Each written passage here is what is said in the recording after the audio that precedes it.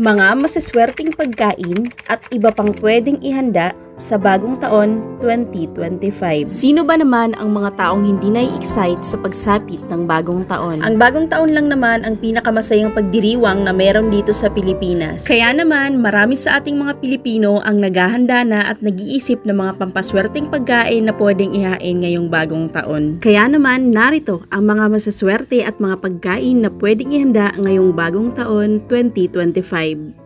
Steamed fish, dagdag na kaunlaran. Dumplings, sumisimbolo ng kayamanan. Noodles, kaligayahan at mahabang buhay. Spring rolls, sumisimbolo ng kayamanan. Lemon, ito daw ay sumisimbolo ng pera. Sweet rice balls, pagkakaisa ng pamilya. Whole chicken, magiging swerte daw ang iyong isang buong taon. Tikoy, mataas na kita at posisyon sa trabaho. Meatballs, pagkakabuklod ng pamilya. Pork belly, na sumisimbolo ng kaunlaran. Shrimp or hipon, na sumisimbolo ng kaligayahan. Green vegetables, na sumisimbolo ng progreso at kaunlaran. Iba pang pagkain na pwedeng ihanda ngayong bagong taon. Peking duck. 12 round fruits. Puto cake. Buko salad.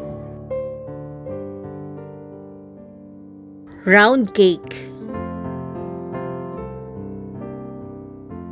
Bagel. Caldereta. Kare-kare. Rellenong bangus. Embutido. Coffee jelly.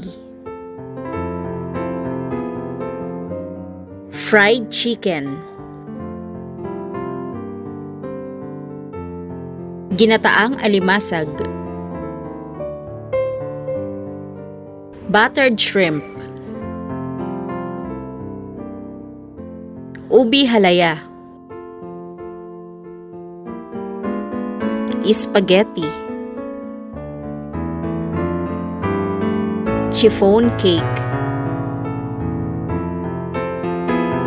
And chop suey.